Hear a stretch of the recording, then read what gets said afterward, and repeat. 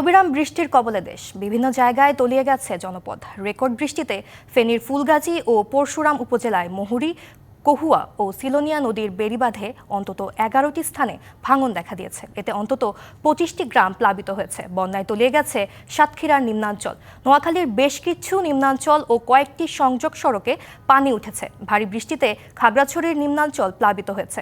রাত থেকে ফেনীতে বৃষ্টি কিছুটা কমলেও মহুরী নদীর পানি বিপদসীমার 85 সেন্টিমিটার উপরে বইছে।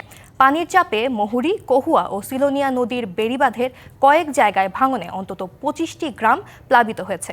পরিস্থিতি বিবেচনা করে জেলার 2 উপজেলায় প্রস্তুত করা হয়েছে আশ্রয়কেন্দ্র, খোলা হয়েছে কন্ট্রোল রুম। এদিকে বৃষ্টিতে সাতক্ষীরার বন্যা পরিস্থিতির আরও অবনতি হয়েছে। প্লাবিত হচ্ছে নতুন নতুন এলাকা, বসতবাড়িতে ঢুকেছে পানি, ভেসে গেছে ফসলের ক্ষেত ও মাছের ঘের। নোয়াখালীতে এখনও থেমে থেমে বৃষ্টি হচ্ছে। মাইজদি শহরের বিভিন্ন সংযোগ সড়কে জলাবদ্ধতা সৃষ্টি হয়েছে। কিছু নিম্নাঞ্চলের বাড়িঘরে পানি উঠেছে। অন্যদিকে ভারী বৃষ্টিতে খাগড়াছড়ির নিম্নাঞ্চল প্লাবিত হয়েছে। খোলা হয়েছে শতাধিক আশ্রয়কেন্দ্র। তবে বৃষ্টিপাত কমায় কক্সবাজারের টেকনাফের বিভিন্ন গ্রামের পানি নামতে শুরু করেছে।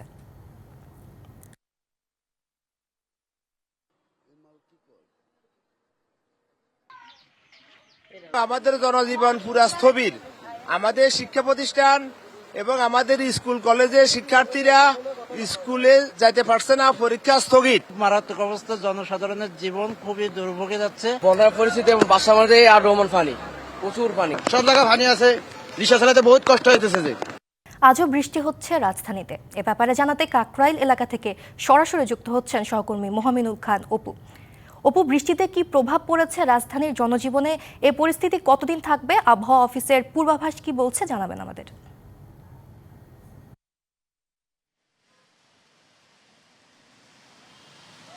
সঞ্জিদা, এই যে গতকাল রাত থেকেই কিন্তু বৃষ্টি অব্যাহত রয়েছে, এখন পর্যন্ত কিন্তু বৃষ্টি চলছে। রাজধানীতে যারা অফিসগামী যেসব মানুষ রয়েছেন তারা কিন্তু কিছুটা ভোগান্তিতে পড়েছেন, যেহেতু বৃষ্টি কিছু সময়ের জন্য কিন্তু থামছে না। আমরা আবহাওয়া অধিদপ্তরের সাথে কথা বলেছিলাম, তারা যেটি জানিয়েছেন যে সকাল 7 থেকে পরবর্তী 6 ঘন্টা পর্যন্ত আকাশ মেঘলা থাকবে এবং মৃদু বৃষ্টি, যেভাবে বৃষ্টিপাত হচ্ছে এই বৃষ্টিপাত কিন্তু অব্যাহত থাকবে, এমনটা কিন্তু আবহাওয়া অধিদপ্তর বলছে। এটি শুধু রাজধানী ঢাকাতে এই বৃষ্টিপাতের কারণে অফিসগামী মানুষরা কিন্তু ভোগান্তিতে পড়েছেন, পাশাপাশি কিন্তু যানজটও সৃষ্টি হচ্ছে। আমরা গুলশান হাতিরঝিল থেকে ঠিক কাকরাইলে যতক্ষণ আসছিলাম, দেখা গেছে যে প্রতিটা সিগন্যালে কিন্তু অতিরিক্ত হচ্ছে। বৃষ্টি ফলে যেমনি মানুষ অফিসে যেতে ভোগান্তিতে পড়ছেন, তেমনি পাশাপাশি তারা কিন্তু এই যানজটও কিন্তু বেড়েছে। তবে এই বৃষ্টিপাত কতদিন অব্যাহত থাকবে সেই বিষয়টি আমরা এখন পর্যন্ত নিশ্চিত হতে পারিনি। তবে বাতাসের যে গতিবেগ সেটি কিন্তু ঘন্টায় 10 থেকে 15 কিলোমিটার ঢাকাতে, এটি কিন্তু বলেছেন আবহাওয়া দপ্তর। এছাড়া সকাল 45 মিলিমিটার বৃষ্টিপাত রেকর্ড করেছে আবহাওয়া অধিদপ্তর গত 24 ঘন্টায়। তবে এর পরবর্তীতে আবহাওয়া অধিদপ্তর আরও 6 ঘন্টা পরে তারা আরও একটি বুলেটিনে জানাবেন, তখন কিন্তু রাজধানী ঢাকার যে আবহাওয়া সেটি সম্পর্কে কিন্তু বিস্তারিতভাবে জানানো যাবে। এছাড়া ঢাকার বাইরেও কিন্তু বেশ কিছু জেলা কিন্তু পানিতে প্লাবিত হয়েছে। এই ছিল রাজধানী ঢাকা থেকে বৃষ্টিপাতের সবশেষ খবর। সঞ্জিতা। অপু, ধন্যবাদ আপনাকে। বাংলাদেশি পণ্যের ওপর যুক্তরাষ্ট্রের বাড়তি শুল্ক আরোপের বিষয়টি নিয়ে আজ ঢাকা ওয়াশিংটনে বৈঠকের কথা রয়েছে। মঙ্গলবার বৈঠকের বিষয়টি জানিয়েছেন অর্থ উপদেষ্টা ডক্টর সালেহ উদ্দিন আহমেদ ও প্রধান উপদেষ্টার প্রেস সচিব শফিকুল আলম।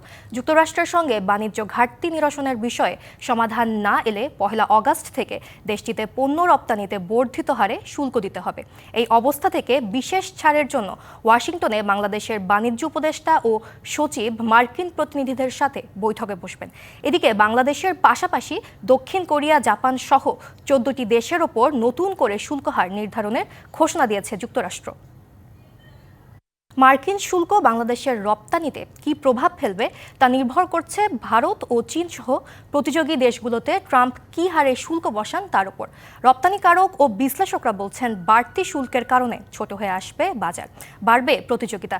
বিশ্লেষকদের মতে বাজার সুবিধা পেতে বাংলাদেশ কি কি শর্তে রাজি হচ্ছে তাও প্রকাশ্যে আসা দরকার। একক দেশ হিসেবে বাংলাদেশের তৈরি পোশাকের সবচেয়ে বড় বাজার যুক্তরাষ্ট্র। তাই দেশটিতে বাংলাদেশি পোশাকের ওপর আরও বাড়তি ৩৫% শুল্ক আরোপ হলে তা রপ্তানিকে চ্যালেঞ্জের মুখে ফেলবে তাতে সন্দেহ নেই। তবে ব্যবসায়ীরা মনে করেন যদি ভারত, চীনসহ প্রতিযোগী দেশগুলোর শুল্ক এক হারে হয় তাতে পরিস্থিতি সামাল দেয়া সহজ হবে। যদি চায়না এবং ভারতের ডিউটি যদি আমাদের কাছাকাছি হয় তাহলে আমাদের জন্য খুব বেশি পরিমাণ চ্যালেঞ্জের জায়গা নাই, কিন্তু তাদের ডিউটি যদি আমাদের থেকে অনেকাংশে কমে আসে তাহলে সেটা তখন ভিন্নভাবে দেখতে হবে। কিন্তু আমাদের প্রোডাক্ট ডাইভার্সিফিকেশনের জন্য এটি একটি সমস্যা সৃষ্টি করবে। বিশ্লেষকরা মনে করেন ট্রাম্প প্রশাসনের বাড়তি শুল্কের কারণে দেশটিতে বাড়বে পণ্যের দাম, আর এতে শঙ্কা আছে বাজার সংকুচিত হওয়ার। এমনিতেই চায়না এবং ভিয়েতনামের ট্রেড এবং বিজনেস কস্ট লো, প্রোডাক্টিভিটি হাই বাংলাদেশের তুলনায়। সুতরাং তারা যে পরিমাণ কস্ট ইনক্রিজ অ্যাবজর্ব করতে পারবে, বাংলাদেশের গার্মেন্ট সেক্টর সেই লেভেলে অ্যাবজর্ব করতে পারবে না। আমার মনে হয় এটাতে চিন্তিত হওয়ার বেশ কারণ আছে, তবে এখনই সব শেষ হয়ে যায়নি। যুক্তরাষ্ট্রের বাজারে কম শুল্ক দিয়ে ঢুকতে চায়, কিন্তু এটার জন্য যে কোনো রকম শর্ত গ্রহণ করাটাও কি আমাদের জন্য ভালো হবে কিনা সেটা কিন্তু আমাদেরকে মাথায় রাখতে হবে। এটার সঙ্গে অন্য কোনো সামরিক চুক্তির প্রতিবিধান আছে কিনা, অন্য কোনো রাষ্ট্রের সঙ্গে সম্পর্কের ক্ষেত্রে কোনো প্রভাব পড়বে কিনা, এগুলো যদি আমরা না জানি তাহলে কিন্তু এই দর কষাকষি থেকে আমাদের সুবিধা পাওয়ার কিন্তু কোনো ভালো আশা করা যাবে না। উদ্যোক্তারা বলছেন এমনিতেই প্রধান রপ্তানি পণ্য তৈরি পোশাকে ১৫ থেকে ১৭% শুল্ক দিতে হয় যুক্তরাষ্ট্রের বাজারে। এর সঙ্গে বাড়তি ৩৫% শুল্ক যোগ হলে শুল্ক দাঁড়াবে ৫০%-এর বেশি। এতে অনেক রপ্তানিকারক ঝরে পড়ার ঝুঁকি তৈরি হবে। বিশেষ করে যারা বেশি ইউএস ডিপেন্ডেন্ট তাদের উপরে চাপটা অনেক বেশি পড়বে। বাংলাদেশের কাছ থেকে একজন আমেরিকান ব্যবসাটা নিয়ে যাবে, যদি আমাদের ডিউটি বেশি থাকে, আমরা হয়তো তাদের আরেকজনের কাছ থেকে একটা ব্যবসা নিয়ে আসার চেষ্টা করবো।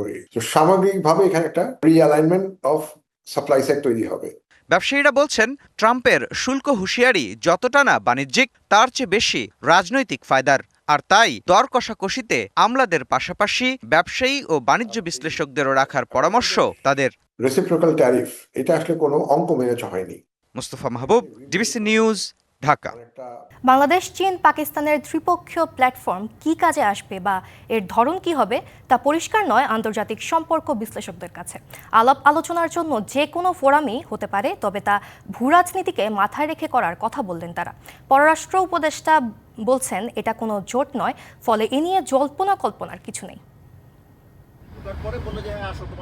19 জুন চীনের কুনমিংয়ে চীন, বাংলাদেশ, পাকিস্তান ত্রিপক্ষীয় উপপররাষ্ট্রমন্ত্রী ও পররাষ্ট্র সচিব পর্যায়ের বৈঠক হয়। বৈঠকে 3 দেশের একটি প্ল্যাটফর্ম গঠনের বিষয়ে বিস্তারিত আলোচনা হয়। 21 জুন এ বিষয়ে বাংলাদেশের পররাষ্ট্র মন্ত্রণালয় বিজ্ঞপ্তি দেয়। পররাষ্ট্র উপদেষ্টা এই ফোরাম নিয়ে আলোচনাকে খুবই প্রাথমিক পর্যায়ের বললেও পাকিস্তানের পত্রপত্রিকা লাগাতার একে সার্কের বিকল্প উল্লেখ করে সংবাদ প্রকাশ করে চলেছে। আন্তর্জাতিক সম্পর্ক বিশ্লেষকদের মতে এ ধরনের ফোরামের কার্যকারিতা কি তা স্পষ্ট নয়। এর আগে সার্ক বা বিমস্টেক হয়েছে, তাতে আঞ্চলিক সহযোগিতা গতি পায়নি বলেই মত তাদের। কুনমিং থেকে 1999 সালে কুনমিং ইনিশিয়েটিভ ছিল, পরবর্তী যেটা BCIM হয়েছে। 13 সালে এসে সেই প্রচেষ্টা ব্যর্থ হয়ে যায়। এখানে 4 দেশে অভ্যন্তরীণভাবে BBIN করলাম, সেটাও কার্যকর হয়নি। সার্ক ছিল, সেটাও কার্যকর হয়নি। বিমস্টেক আছে, সেটাও খুব যে বেশি গতি পেয়েছে সেটাও বলা যায় না। তাহলে এই ধরনের চর্চা আমাদের এখানে যে খুব বেশি জায়গা করতে পারে বা খুব বেশি কার্যকর হয় সেটা কিন্তু আমরা দেখছি না। আর এছাড়াও এখানে কমনালিটির জায়গাটা কোথায়? যেমন ধরেন চীনের সাথে বাইলেটারাল সম্পর্ক আছে পাকিস্তানের, ভালো সম্পর্ক। বাংলাদেশের সাথে চীনের ভালো সম্পর্ক আছে। এখন নূতন এই সম্পর্কের মধ্যে নূতন মূল্য সংযোজন কি হবে, এটা তো আমি ঠিক বুঝতে পারছি না এখন। বড় যে জিনিসটা দেখা দরকার সেটা হলো উদ্দেশ্যটা কি। মানে আমি কি অর্থনৈতিক সহযোগিতার উদ্দেশ্য করছি, না আমি কি একটা তহবিল করছি কিনা, না আমি কি হিউম্যানিটেরিয়ান ডিজাস্টারের কারণে করছি, না আমি কি টেকনোলজি ট্রান্সফারের কারণে করছি, উদ্দেশ্যটা দেখা দরকার। অবশ্য পররাষ্ট্র উপদেষ্টা সম্প্রতি গণমাধ্যমের সঙ্গে কথা বলার সময় জানিয়েছেন এটা কোনো জোট নয়, এমনকি এই ফোরামকে সার্কের বিকল্প ভাবারও কোনো কারণ নেই। কারণ এটা কখনোই সার্কের বিকল্প হিসেবে আমার তার কাছে মনে হয়নি কখনোই। আর এটা হচ্ছে একেবারেই একটা প্রাথমিক কতগুলো বিষয় নিয়ে কোঅপারেশনের ক্ষেত্রে কথাবার্তা হয়েছে, কিন্তু জোট কোনো অবস্থাতেই না। সার্ক নিজেও কিন্তু কোনো জোট না। তৃতীয় কোনো দেশকে লক্ষ্যবস্তু বানানো এই ফোরামের উদ্দেশ্য নয় বলেও দাবি করেন পররাষ্ট্র উপদেষ্টা। ইশরাত জাহান উর্মি, ডিবিসি নিউজ, ঢাকা। জুলাই অভ্যুত্থানে আন্দোলনকারীদের ওপর প্রাণঘাতী অস্ত্র ব্যবহার ও নির্বিচারে গুলি চালাতে নিরাপত্তা বাহিনীকে নির্দেশ দিয়েছিলেন বাংলাদেশের ক্ষমতাচ্যুত সাবেক প্রধানমন্ত্রী শেখ হাসিনা। এক প্রতিবেদনে এ তথ্য জানিয়েছে বিবিসি। ফাঁস হওয়া অডিওটি সম্পর্কে জানেন এমন একটি সূত্র বিবিসিকে জানিয়েছে, গত বছরের 18 জুলাই নিজের সরকারি বাসভবন গণভবন থেকে শেখ হাসিনা ওই ফোনালাপটি করেন। চলতি বছরের মার্চের শুরুতে ফোনালাপের অডিওটি কে ফাঁস করেছে তা স্পষ্ট নয়। ফাঁস হওয়া রেকর্ডিংয়ের কণ্ঠের সঙ্গে শেখ হাসিনার কণ্ঠস্বরের মিল শনাক্ত করেছে বাংলাদেশ পুলিশের অপরাধ তদন্ত বিভাগ। বিবিসি আলাদাভাবে ইয়ারশটের অডিও ফরেনসিক এক্সপার্টদের দিয়ে এই রেকর্ডিংয়ের সত্যতা যাচাই করেছে এবং তারা এটিতে এডিট করার বা কোনো রকম পরিবর্তন করার কোনো প্রমাণ পায়নি। অবিরাম বৃষ্টির কবলে দেশ, বিভিন্ন জায়গায় তলিয়ে গেছে জনপদ। রেকর্ড বৃষ্টিতে ফেনীর ও ফুলগাজী ও পরশুরাম উপজেলায় মুহুরী, কহুয়া ও সিলোনিয়া নদীর বেড়িবাঁধে অন্তত 11টি স্থানে ভাঙন দেখা দিয়েছে। ফেনীর পরিস্থিতি জানাতে সরাসরি যুক্ত হচ্ছেন সহকর্মী আরিফুল ইসলাম। আরিফ, ফেনীর পানিবন্দী মানুষের বিস্তারিত জানাবেন।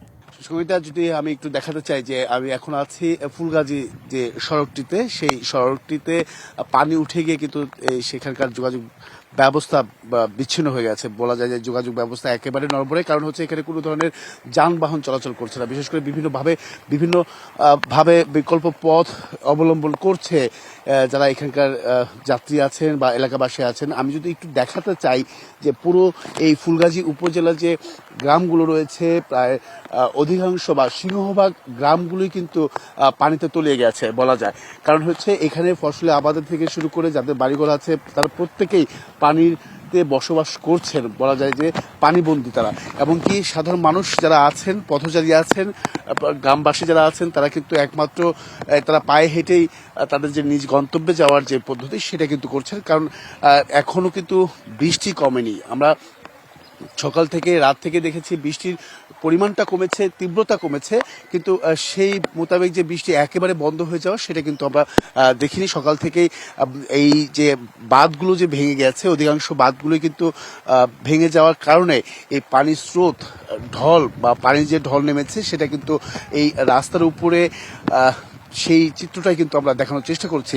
এমনকি সাধারণ মানুষের একটা দুর্ভোগ বা একটি শঙ্কার কথা রয়েছে, কারণ হচ্ছে গত বছর তারা বারবারই বলছেন যে গত বছর হঠাৎ করে এই বন্যা হওয়ার কারণে তাদের কিন্তু পূর্ব প্রস্তুতি ছিল না। তাই অনেকেই বলছেন যে এবার যদি এই ধরনের কোনো ঘটনা ঘটে থাকে বা ঘটতে পারে, সেই ধরনের যে পূর্ব পরিকল্পিত যে ব্যবস্থাপনা নেওয়ার যে বিষয়গুলো সেইগুলো কিন্তু তারা করার চেষ্টা করছেন, এমনকি সতর্ক বার্তাও দিচ্ছেন। বিশেষ করে জেলা প্রশাসকের যে শাখাটা রয়েছে ত্রাণ এমনকি দুর্যোগ ব্যবস্থাপনা যে শাখাটা, তারা সেখানে কিন্তু সেখানকার কর্মকর্তারা তারাও কিন্তু বলছেন যে আশ্রয়স্থল বা নিরাপদ আশ্রয়স্থান তারা কিন্তু নির্ধারণ করেছে। বিশেষ করে পরশুরামপুরে এমনকি ফুলগাজীতে 32টি আশ্রয়কেন্দ্র, এমনকি পরশুরামপুরে 99টি আশ্রয়কেন্দ্র কিন্তু ইতিমধ্যেই তারা সম্পন্ন করেছেন। এমনকি যাদের এখানে অনেকে আছেন, একটু কথা বলতে চাই যে আপনারা কিভাবে যাতায়াত করছেন একটু যদি বলতেন, কতটা ভোগান্তি আছেন আপনাদের বাড়ি কি পানির নিচে তলিয়ে গেছে কিনা?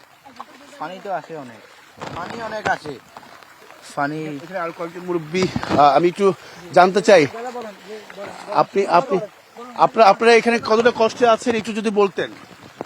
আজকে 2 দিনের জন্য কষ্টে আছি, রোডের মতো হানি অন্তত আরো বেশি আছিল। বাড়িতে কি পানি উঠেছে? পানি উঠবে কাছাকাছি। এই যে গত বছর যে বন্যা হয়েছিল তার পরবর্তীতে আসলে সংশ্লিষ্টরা কোনো ধরনের উদ্যোগ নিয়েছে কিনা, বা এই যে হঠাৎ করে পানি উঠে যায় আপনাদের সে ধরনের পরিকল্পনা বা এই যে বাঁধ ভাঙার বিষয়টা সংশ্লিষ্ট কাজ করেছে কিনা? না, সেটা এখনো কাজ করে না, এটা পরিকল্পনা অনেক যায় না। অসংখ্য ধন্যবাদ। সঙ্গীতা, যে বিষয়টি আসলে তারা বরাবরই আক্ষেপ করে বলেন যে এই গত বছর যে বন্যা হয়েছে সেই বন্যার যে শিক্ষা নেওয়া বা সেখান থেকে যে উদ্যোগী হওয়া সংশ্লিষ্টরা, সেই বিষয়টা কিন্তু তারা নজরে নিচ্ছেন না। এবং কি তারা বলছেন যে গত বছরের মতো এবারও যদি সেই ধরনের বন্যা পরিস্থিতি কবলে পড়েন এই ফেনীবাসী, সেটা আসলে অনেকটা দুঃখজনক হবে। এবং কি তারা প্রত্যাশা করছেন সংশ্লিষ্ট দ্রুত এই বিষয়ে নজর দিবেন। এই ছিল এখান থেকে সবশেষ। আরিফ, ধন্যবাদ আপনাকে। বৃষ্টি অব্যাহত থাকায় সাতক্ষীরার বন্যা পরিস্থিতির আরও অবনতি হয়েছে। প্লাবিত হচ্ছে নতুন নতুন এলাকা, বসতবাড়িতে ঢুকেছে পানি, ভেসে গেছে ফসলের ক্ষেত ও মাছের ঘের। আরও জানাতে যুক্ত আছেন সহকর্মী বেলাল হোসেন। বেলাল, সাতক্ষীরার জলাবদ্ধতা ও ভোগান্তি নিয়ে বিস্তারিত কি তথ্য আছে আপনার কাছে, জানাবেন আমাদের। সঙ্গীতা, বসতবাড়ি এবং বাড়িঘর ডুবে যাওয়ার পাশাপাশি কিন্তু রাস্তাঘাটও ডুবে গেছে। আমরা এখন দাঁড়িয়ে আছি সাতক্ষীরা পৌর এলাকার ৯ নম্বর ওয়ার্ডে। এই ওয়ার্ডটি কিন্তু একেবারে খুবই গুরুত্বপূর্ণ জায়গা সাতক্ষীরার। আমার পিছনে রয়েছে সাতক্ষীরা জেলা পুলিশ সুপারের কার্যালয়, police line school, police line high school, police line primary school সহ অনেক গুরুত্বপূর্ণ স্থাপনা কিন্তু এই সড়কে রয়েছে। তো এই সড়কটির কিন্তু প্রায় অর্ধেক অংশ পানিতে একেবারে তলিয়ে গেছে।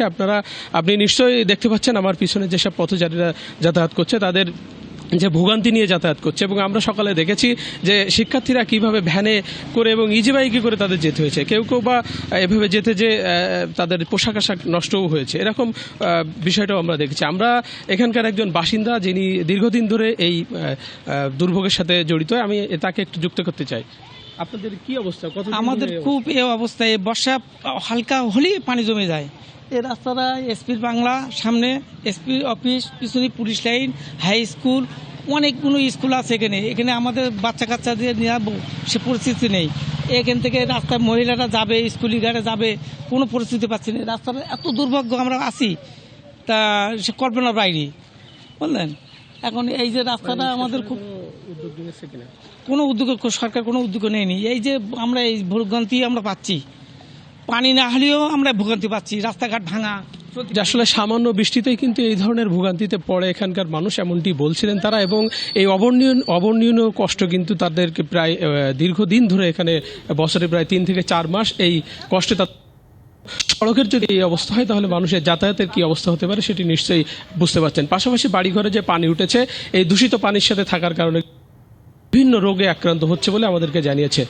তো সঙ্গীতা, এই ছিল সাতক্ষীরা থেকে জলাবদ্ধতার সর্বশেষ। বেলাল, ধন্যবাদ আপনাকে।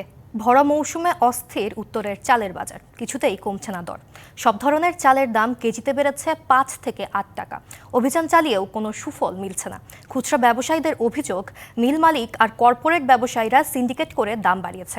আর বাজার নিয়ন্ত্রণে ধান কেনা থেকে বিরত আছেন নওগাঁর মিলাররা। সরবরাহের কমতি নেই, তবুও বাজারে ঊর্ধ্বমুখী চালের দর। ভরা মৌসুমে ধানের দাম বাড়ার অজুহাত দিয়ে চালের দাম বেড়েছে কেজিতে 5 থেকে 8 টাকা। খুচরা বাজারে কেজি প্রতি মোটা চাল 52 থেকে বেড়ে 60 টাকা, আর চিকন চাল 72 থেকে বেড়ে বিক্রি হচ্ছে 80 টাকায়। বাজারে প্রশাসনের নজরদারি বাড়লেও মিলছে না কোনো সুফল। খুচরা ব্যবসায়ীদের অভিযোগ, মিল মালিক আর কর্পোরেট ব্যবসায়ীদের সিন্ডিকেটের কারণে বাড়ছে চালের দর। আমাদের ধারণা আছে প্রতিটা গোডাউনে লক্ষ লক্ষ টন ধান তারা কিনে রাখছে, কিন্তু সেই ধানগুলো তারা মজুদ রাখার কারণেই বাইরের ধানের দাম আমদানি কমে গেছে। হাজার হাজার মন ধান কিনে স্টক করে দিচ্ছে, এরা ক্যাশিং করে না, বাজারে চালও বিক্রি করে না। এরা ধান কিনে, যখন ধানের দাম 300-400 টাকা বাড়তি হয় তখন ধানটা বেচে দেয়। সার্বজনীন রেশনিং ব্যবস্থা চালু করতে পারে, তাহলে সরকার এই বাজারের উপরে নিয়ন্ত্রণ নিতে পারবে। তবে মিলারদের দাবি, জেলার সিংহভাগ ধান উচ্চ মূল্যে কিনছেন কর্পোরেট ও জেলার বাইরে থেকে আসা ব্যবসায়ীরা। ফলে ধান কেনা থেকে বিরত থেকেও বাজার নিয়ন্ত্রণ করতে পারছেন না তারা। মহাদেবপুর ধান কিনে বিভিন্ন জায়গাতে আমরা দিই, এই তোমার এই কুষ্টিয়া দিই, চাপাই দিই এবং নওগাঁ দিই, এসে দিই।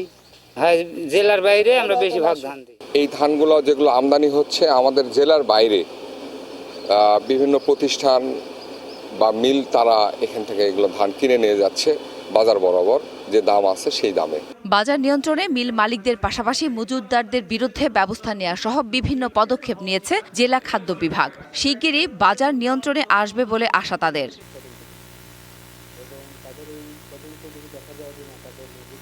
মিল মালিকদের পরামর্শ, সরকারকে নির্ধারণ করে দিতে হবে চালের বাজার দর, আর এতে নিয়ন্ত্রণে আসবে ধান ও চালের বাজার।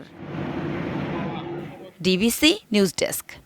চাকরির বাইরে কেবল নির্দিষ্ট ডায়াগনস্টিকে রোগী পাঠিয়ে দিনে আয় 20 থেকে 30 হাজার টাকা। এমন করেই বরিশালের শেরেবাংলা মেডিকেল কলেজ হাসপাতালের চিকিৎসকরা জড়িয়েছেন অনিয়ম আর দুর্নীতিতে। সরকারি সেবা নিতে আসা রোগীদের সুকৌশলে বেসরকারি ডায়াগনস্টিক সেন্টারে পাঠিয়ে দেওয়ার অভিযোগ উঠেছে এই চিকিৎসকদের বিরুদ্ধে।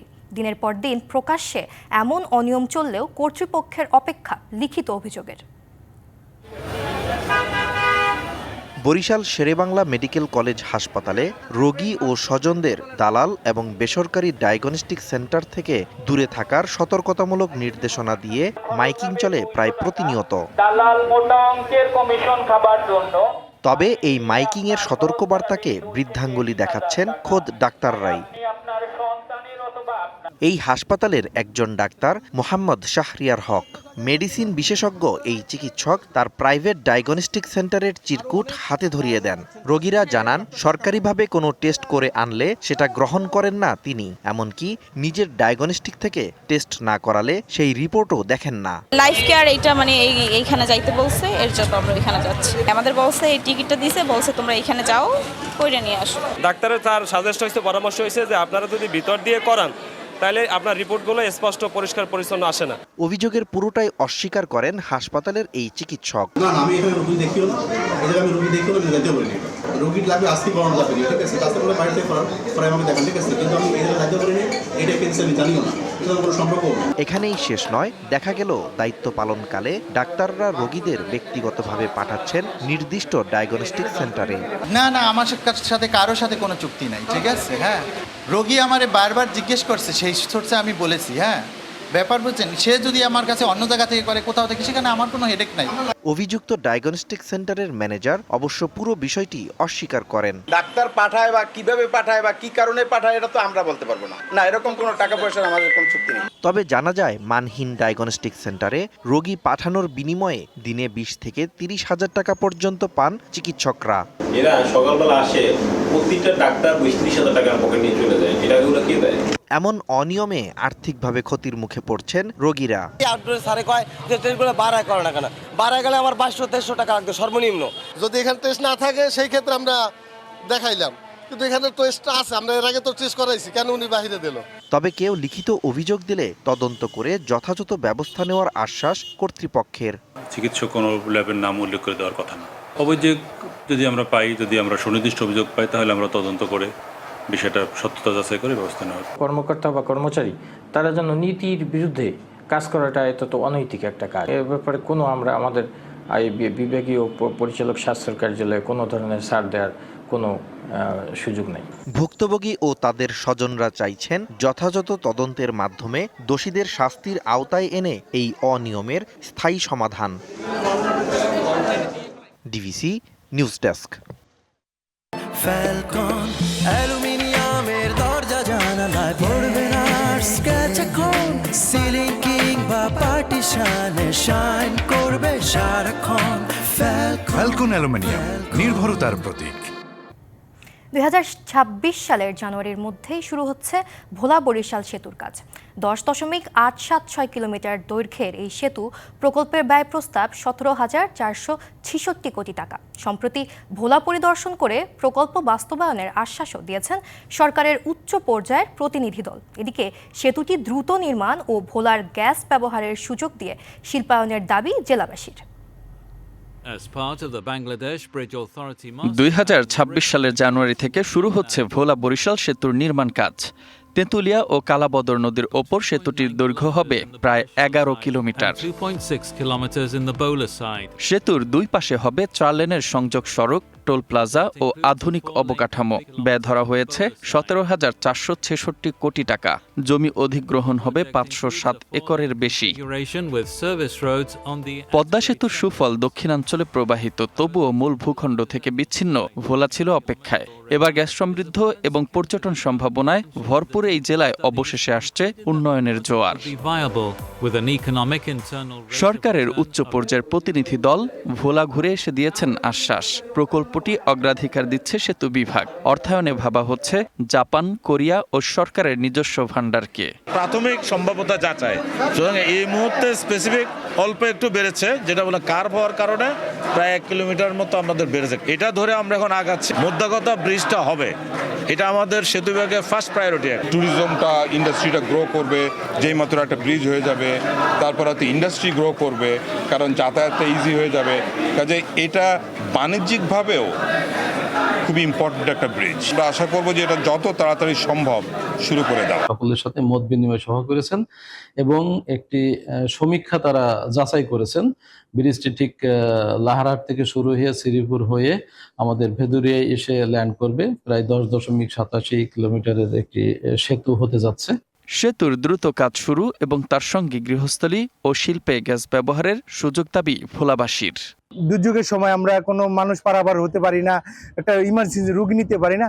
আমি আশ্বাস করি যে এই ভোলা ব্রিজ হলে আমরা এই অভিশাপ থেকে টোটাল ভোলাবাসী দল বল নির্বিশেষে সবাই এটার অভিশপ্ত মুক্ত হব। সব ক্ষেত্রে ভোলার মানুষের এই দাবিটি যদি পূরণ হয় তাহলে আমি মনে করি যে ভোলার প্রত্যেকটা সেক্টরে আমূল পরিবর্তন আসবে বলে আমি মনে করি। ভোলা বরিশাল সেতু হলে এটা অর্থনৈতিক এই দক্ষিণাঞ্চলের অর্থনৈতিক বিপ্লব সাধিত হবে।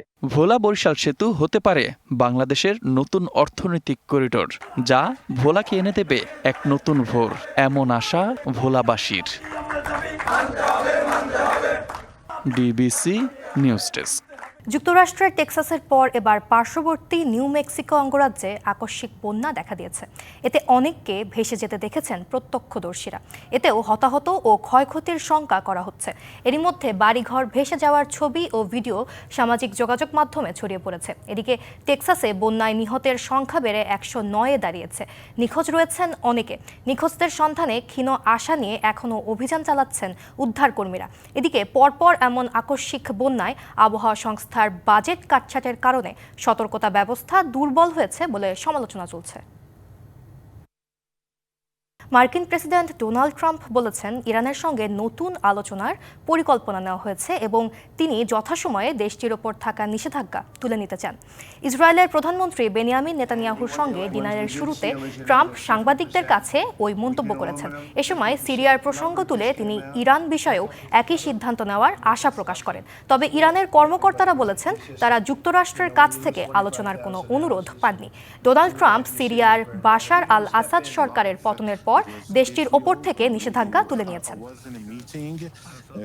ডিবিসি সংবাদে এই ছিল এখনকার মতো। ডিবিসি নিউজের সংবাদগুলো পড়তে ভিজিট করুন dbcnews.tv আর ভিজিট করুন ডিবিসি নিউজের ফেসবুক পেজ এবং ইউটিউব চ্যানেল। ডিবিসির সঙ্গেই থাকুন।